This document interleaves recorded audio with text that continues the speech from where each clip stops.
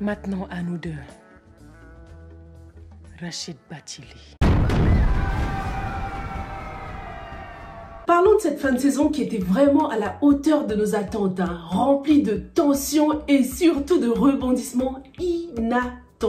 L'arrivée de l'actrice Halima Gadji, c'était pour nous tuer. Déjà que j'adore cette série, mais en plus de ça, fallait qu'il rajoute une actrice que je kiffe aussi. Non mais Invictus, vous avez tout gagné. Ça m'arrive très rarement d'être aussi satisfaite d'une fin de saison, donc j'ai vraiment hâte de parler de ce dernier épisode avec vous. Cette série, depuis le début, a été amazing. Même si vers le milieu, je trouve que ça tirait un peu en longueur. Je trouve que les réactions de Rachid et de Salma, leur dispute, était un peu répétitif, mais dans l'ensemble c'était une série géniale. I give it an A+. C'est une série qui touche nos âmes, nos cœurs. J'ai aimé les acteurs, j'ai aimé le générique, la musique du générique lorsqu'elle démarre, mais je l'écoute jusqu'au bout, et même les sous-titres étaient parfaits, agréable à lire. On sait tout de suite qui parle à qui. Enfin, dites-moi dans les commentaires si vous aussi avez remarqué qu'il y a eu un excellent travail au niveau des sous-titres. En plus, la série est traduite en plusieurs langues. Il y a juste un travail excellent qui a été fourni du début à la fin. Avant que cette série commence, ceux qui avaient déjà lu la chronique me disaient: ouais Sylvia, cette histoire tu vas kiffer, t'es même pas prête et tout. Mais comment vous aviez raison, oh my god. Et j'aimerais beaucoup savoir si ceux qui ont lu la chronique ont été satisfaits de cette adaptation cinématographique. Parce que quand on lit, c'est pas la même chose. On a notre propre imagination, on crée notre propre univers, notre propre monde autour d'une histoire. Est-ce que cette saison a été à la hauteur de vos attentes? Si c'est la première fois que tu passes par cette chaîne, je m'appelle Sylvia et sur cette chaîne je fais des revues et des analyses de films et séries afro. Donc si tu adores le cinéma africain, n'hésite surtout pas à t'abonner et activer la cloche pour ne pas rater la prochaine revue. Cette vidéo sera plus une analyse parce qu'il y a beaucoup de symbolisme, beaucoup de représentations dont on va parler. Donc commençons par la première chose, le combat spirituel qui a été vraiment au cœur de la série. Depuis le début, plusieurs personnages ont dû se battre spirituellement. Il y a un grand combat entre le bien et le mal dans la série. Et malheureusement, à la fin de cette première saison, lorsqu'on voit comment les choses se sont terminées,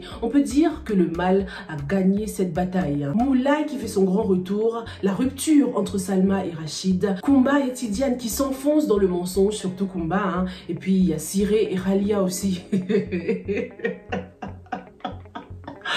C'était pour nous tuer ça. Oh non, j'ai eu le cœur brisé.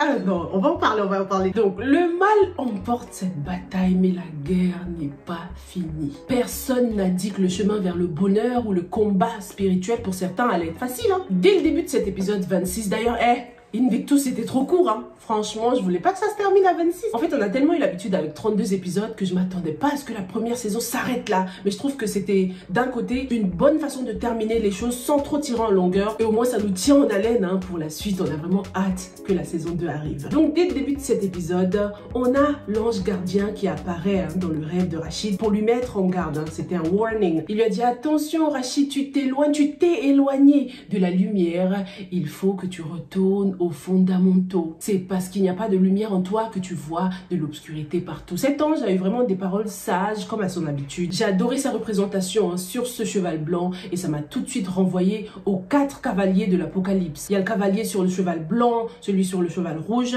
celui sur le cheval noir et celui sur le cheval pâle. Et dans la religion, le cavalier sur le cheval blanc est considéré comme le porte-parole de Dieu, quelqu'un de fidèle et véridique. Il symbolise également la justice, d'où la couleur blanche qui est souvent utilisée pour représenter la justice. Ce qui est intéressant, c'est que dans la religion chrétienne, ces 4 cavaliers, on les mentionne dans le dernier livre de la Bible, Révélation ou Apocalypse. Et c'est tellement symbolique aussi que cet ange gardien apparaisse comme ça dans le dernier chapitre ou épisode de cette saison. J'aime beaucoup comment l'image du cheval a été utilisée tout au long de la série. Premièrement, il représente la noblesse. C'est le logo de la banque, donc de l'entreprise familiale. Il représente donc le prestige, la haute société, la richesse. Le cheval a également une connotation très positive dans certaines cultures. Il peut symboliser le bonheur comme le malheur et on va en parler juste après. Il symbolise également la protection, comme ces deux chevaux qui gardent la maison de Rachid et dont les gardes du corps vont par la suite devenir la personnification de ces chevaux. Le cheval correspond totalement aussi à l'un des thèmes de la série qui est cette bataille spirituelle justement, la guerre. À l'époque, lorsqu'on partait en guerre, c'était sur le dos des chevaux parce que ce sont des animaux rapides, robustes et certains étaient même utilisés à cause de leur grande capacité à rester calme sous le feu. Et du coup, cet animal me fait penser à Salma aussi, qui est restée calme la plupart du temps sous le feu, la colère de Rachid. Donc bien que le cheval soit très souvent représenté de façon masculine dans cette série, parce qu'on peut dire aussi que Rachid est un cheval, c'est un étalon, c'est un bel étalon, parce que c'est un bel homme. Mais il ne faut pas oublier qu'il existe des juments aussi, le cheval au féminin. Donc ces deux chevaux qui sont à l'entrée de la maison de Rachid peuvent également représenter Rachid et Salma, qui se révèlent être identiques à plusieurs reprises. Déjà physiquement, ils se ressemblent beaucoup, ces deux acteurs. Ce sont des soulmates, ils sont presque identiques comme ces chevaux. Il y a une scène dans cet épisode qui m'a fait penser encore une fois à ces chevaux lorsqu'ils étaient à table, face à face. Examinons à présent la réaction de Rachid envers ce cavalier. On va comparer cette dernière réaction à la première fois qu'il voit cet ange gardien dans ses rêves. Abdou Rachid Bachili. Déjà cet ange gardien, il y a une grande différence dans son approche. Lorsqu'il apparaît à Rachid pour la première fois, il est beaucoup plus calme. Il marche déjà. Une indication que rien ne pressait à ce moment-là. Bachir venait juste de rencontrer Salma. Salma était encore hospitalisée. Donc c'était juste les préparatifs là pour le combat. Et lorsqu'on le voit dans cet épisode, il est sur le cheval comme pour préciser que la guerre a déjà commencé. On est en guerre là. Ne lâche rien Rachid, retourne aux fondamentaux. Et cette fois, on dirait qu'il vient vraiment pour Bachir. Parce que jusqu'ici, on se disait que c'était l'ange gardien de Salma. Certains, mais est-ce que c'est pas l'ange gardien du couple, tout simplement? La compréhension et la douceur sont les piliers de l'amour. L'homme est le chef de la famille, pas le tyran de son foyer. Les meilleurs parmi vous sont ceux qui s'occupent le mieux de leur épouse. Maintenant, examinons le non-verbal de Rachid lorsqu'il voit cet ange gardien. La posture de Rachid lorsque les deux personnages se rencontrent pour la première fois est totalement différente. Rachid était beaucoup plus en hauteur, élevé, ce qui indiquait qu'il était vraiment high spirituellement. Il était imperturbable à ce moment de sa vie, droit dans ses baskets. C'était une très belle image avec la mosquée en arrière-plan. Mais cette fois, lorsque les deux personnages se rencontrent, être dans la piscine lui donne une position inférieure. Donc Rachid est au plus bas physiquement, mais également spirituellement. En ce qui concerne le verbal maintenant, ce que Rachid dit à l'ange gardien. La première fois, Rachid a simplement acquiescé sans poser de questions. Il a tout simplement accepté d'être présent pour Salma. Promettez-moi de ne pas l'abandonner. Je vous le promets. Mais cette fois, Rachid talks back. Mais elle ne cesse de retourner dans l'obscurité. Il ose poser des questions à l'ange gardien. Qui êtes-vous? Il y avait une certaine arrogance en fait dans sa manière de poser cette question. Comme s'il avait perdu un peu de sa crainte spirituelle. Sa réaction au réveil est également intéressante. La première fois, Rachid a moins peur. Il prend son temps pour se lever, tout est sous contrôle. Il prend son temps pour appeler l'imam, pour essayer de trouver des réponses. Mais cette fois, c'est la panique totale. Rachid considère ce rêve comme une attaque spirituelle. Contrairement à la première fois, on ne nous montre pas son side table, où il y avait le Coran et le livre de la Harley Davidson. Et je me demande si ce shot n'était pas un indice pour nous montrer que Rachid allait peu à peu s'éloigner de sa spiritualité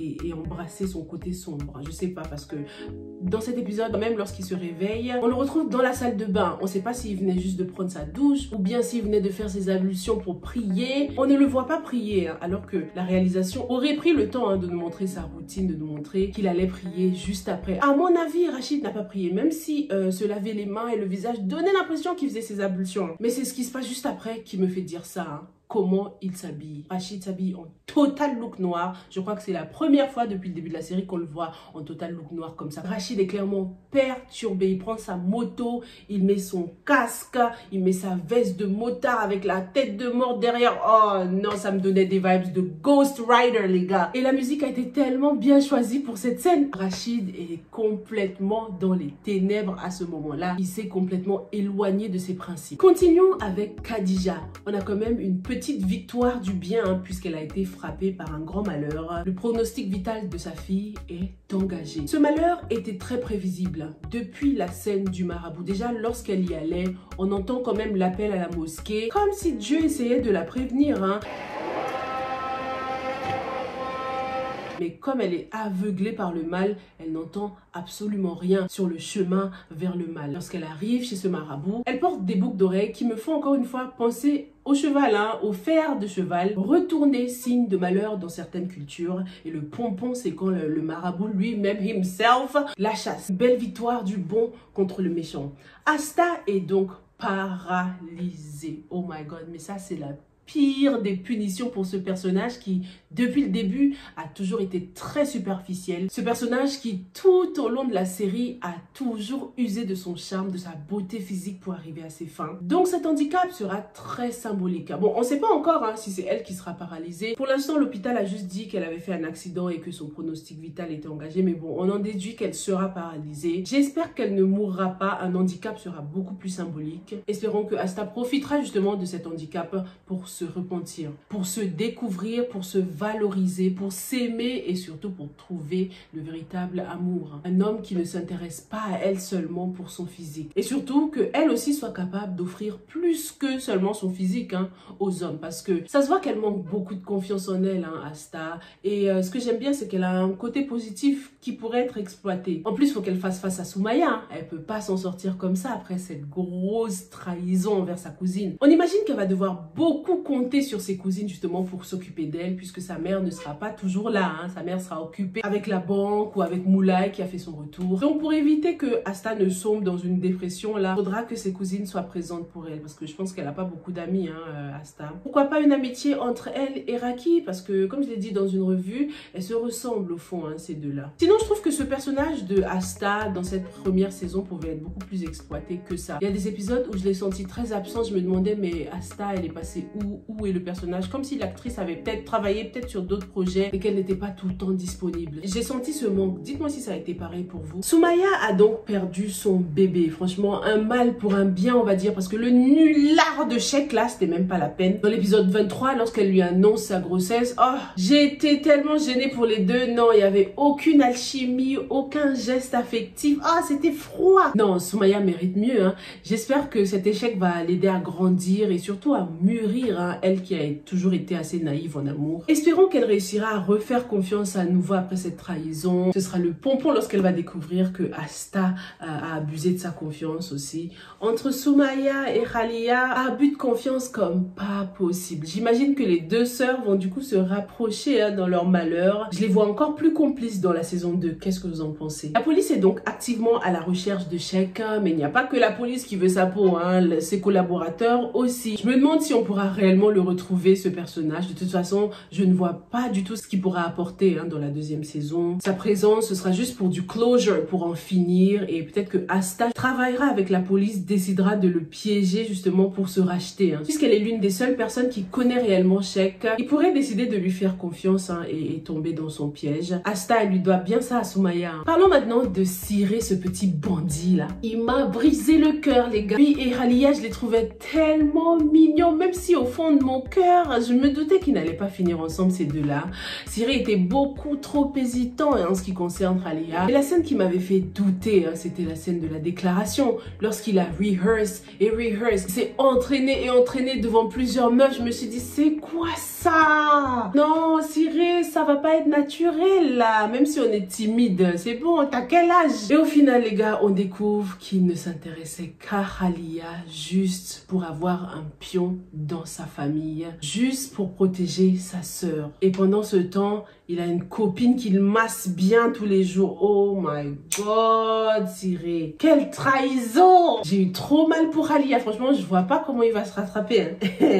Khalia a toujours été claire avec lui. Il sait depuis le début que c'est quelqu'un de sérieux, droite dans ses bottes, qui n'a pas 10 000 copains, qui sort à peine avec des garçons. J'ai eu trop mal. C'était un rebondissement réussi parce que le casting pour les deux personnages est parfait. Ils sont très bons ensemble, donc on veut les voir finir ensemble. Pour le moment, Siré prétend ne pas avoir de sentiments du tout pour Khalia.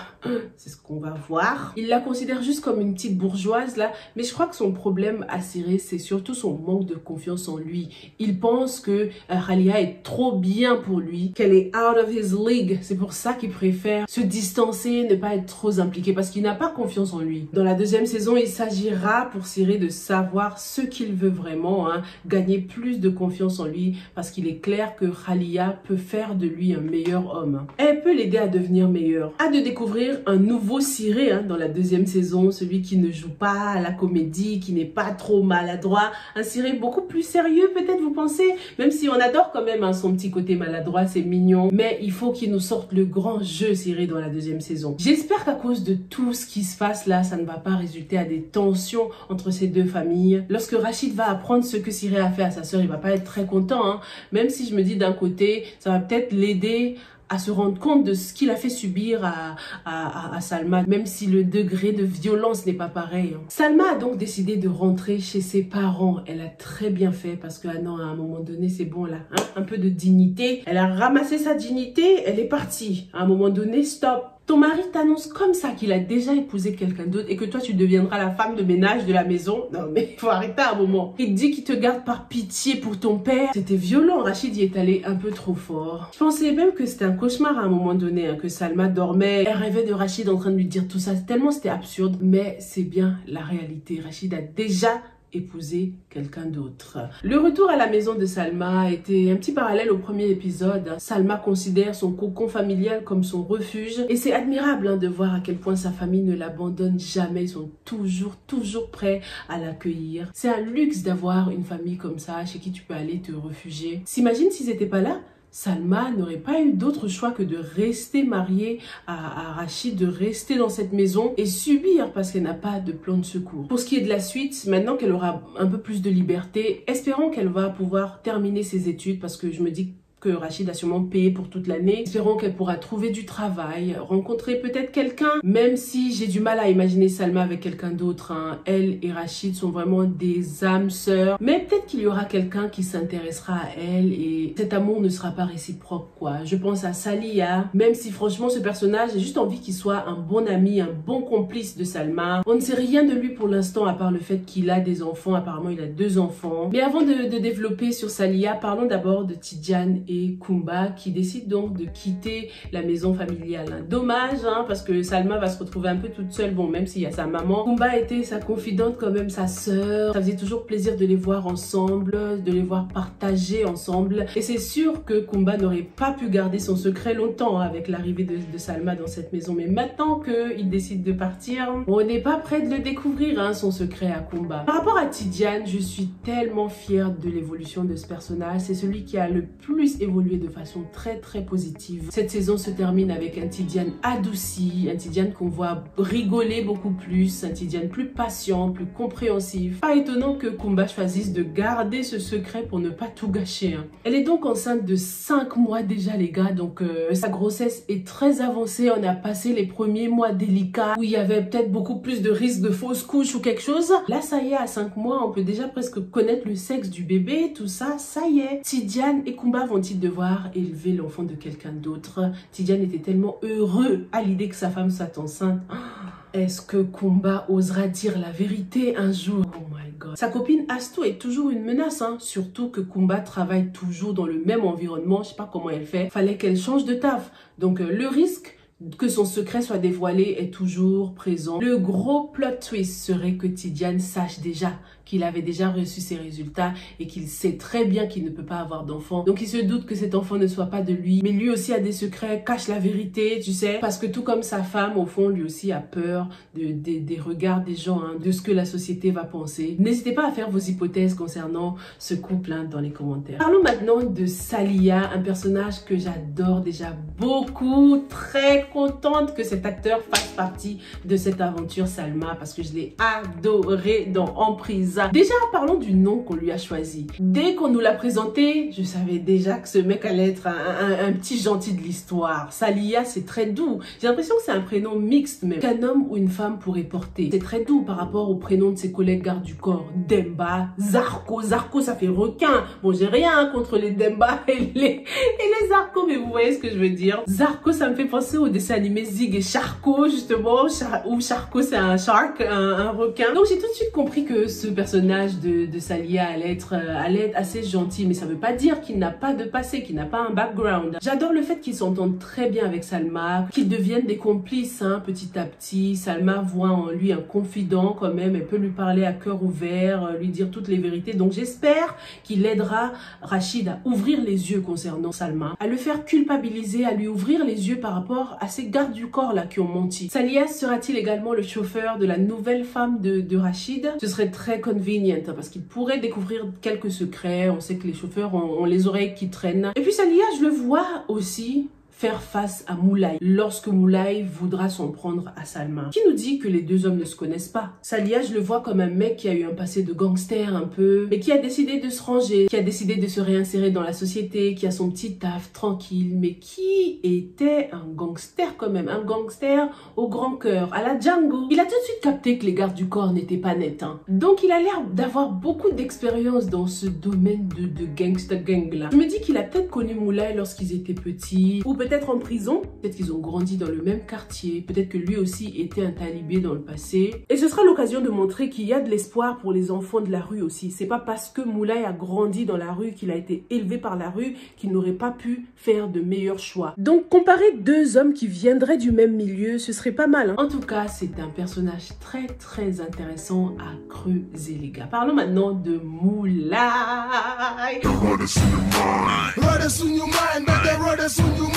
J'ai aimé toutes les scènes où on l'a montré avec la musique qui était juste parfaite. Oh, si j'étais dans la salle de cinéma au Sénégal, là, j'aurais applaudi. Il a trop de charisme, Moulay. Lorsqu'il marchait, là, j'étais en mode, man, Moulay, c'est trop mon gars.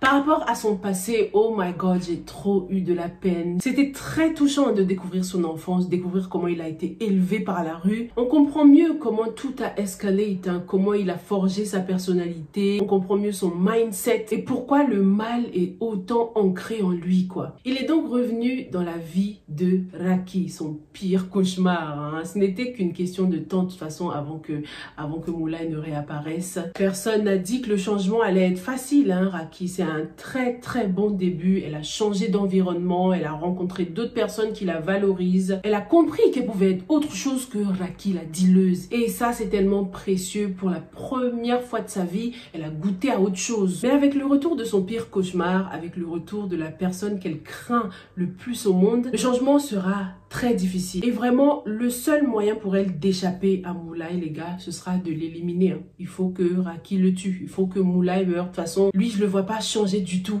Au début, j'avais pas du tout d'espoir pour Raki, mais maintenant quand même un peu plus. Il va falloir qu'elle fasse quelque chose dont Moulay ne la croit pas capable. Pendant l'absence de Moulay, on constate que Raki pensait comme lui. Hein. Il l'a fait psychologiquement, elle était encore sous son emprise malgré son absence. Moulay représente aussi le côté obscur de Raki, hein, son mauvais fond. Donc tuer Moulay sera comme tuer ce mauvais fond pour devenir une personne meilleure. On sait maintenant que même s'il va en prison, Moulay pourra toujours en sortir, hein, avec l'aide soit de Khadija, soit de bons avocats. Hein. La prison ne le change pas du tout, il ne se remet jamais en question, au contraire. Donc Moulay, dans la deuxième saison, je le vois mort, tué par Raki. Hein. Raki qui décide enfin de faire face à ses démons. Dites-moi ce que vous en pensez, est-ce que je suis trop extreme là, ou est-ce que c'est une possibilité? Est-ce que Raki pourra enfin avoir la vie dont elle rêve? La Raki que Moulay retrouve est complètement différente hein, de celle qu'il a laissée. Lorsqu'il est parti en prison, elle n'avait pas beaucoup d'espoir, elle était encore dans la drogue, dans l'alcool, dans le même environnement. Mais maintenant qu'elle a goûté à la vie saine, à l'amour, à la stabilité tout simplement, elle a de l'espoir. Et l'espoir, c'est vraiment plus fort que tout. Donc il faut que Raki hold on to that. Cette petite lueur d'espoir d'une vie meilleure, il faut qu'elle en fasse sa force. Parlons maintenant de la nouvelle femme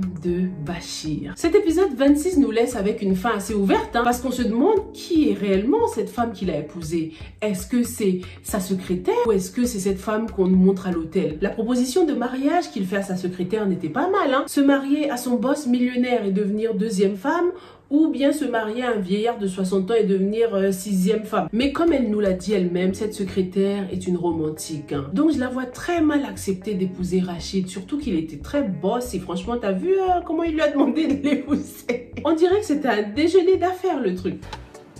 Bon appétit. Donc je pencherai plus pour l'option 2, la nouvelle femme de Rachid est la femme de l'hôtel. D'après ce que Bachir dit à Salma, il s'est déjà marié, hein. Il a déjà épousé cette femme et ils vont aller en lune de miel. D'où l'arrivée de la femme à l'hôtel sûrement pour leur lune de miel. Ce personnage arrive comme une menace, hein. Déjà, elle est habillée tout en noir et surtout son attitude, les gars, son body language. Elle est très dominatrice. Elle est assise comme lorsque Rachid s'assoit aussi, hein, très dominant. Il est clair qu'elle ne se laissera pas du tout marcher dessus. Elle sera pas aussi soumise que Salma, ça c'est sûr. Maintenant à nous deux. Lorsqu'elle dit à nous deux, on pense à une confrontation d'égal à égal, hein. Donc on se demande si elle est là pour des raisons professionnelles ou des raisons personnelles. Le bling bling sur sa veste nous donne l'impression qu'elle est là que pour l'argent en fait, qu'il n'y a que l'argent de Rachid qui l'intéresse. On se demande aussi où est-ce qu'ils se sont rencontrés, hein. Est-ce que c'était pendant l'un des voyages d'affaires de Rachid? Rachid a beaucoup changé, hein, depuis les premiers épisodes.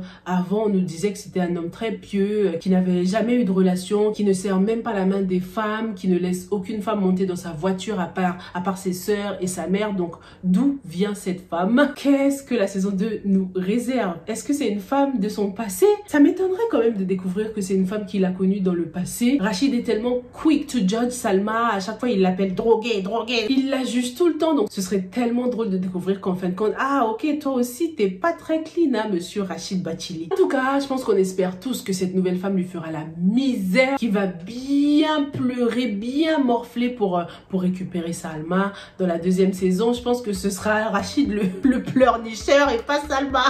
Rachid commence à prendre des cours de pleurs là, parce que ça va y aller dans la deuxième saison. Prépare tes larmes. Voilà ce que j'avais pour vous concernant l'analyse de cette fin de saison.